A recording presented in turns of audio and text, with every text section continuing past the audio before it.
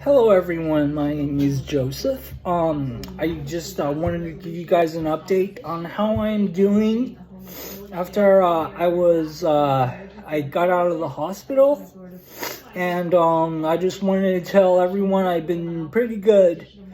I've been doing well, healing, and I just wanted to thank all my doctors and all the nurses out there. I love you guys very much, and thank you very much. I'm gonna go ahead and solve the cube now. Here's my cube. I'm gonna go ahead and mix this. Okay, see how many seconds I get. Okay. Whew. Okay. Ready? Security video from the eatery in Sierra Madre called the only place in town captured it all.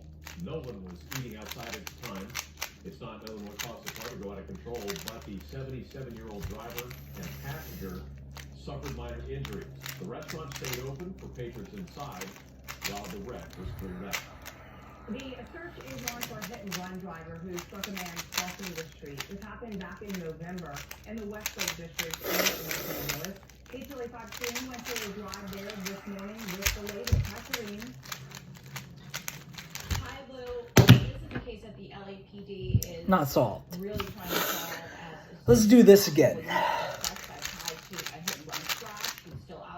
Trying to mix this. Kind of messed up. Okay. Scrambled? Okay. Here I go.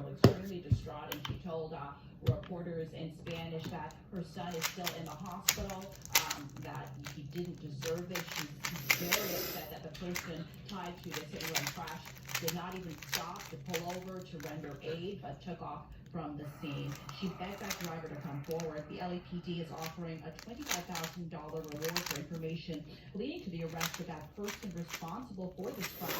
Luis Varela is still in a coma. This crash occurred back on November 11th as he was crossing Wilshire Boulevard here at Parkview Street here in Westlake.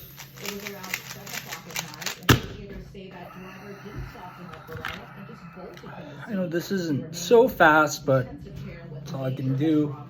That's what I got. 35.777.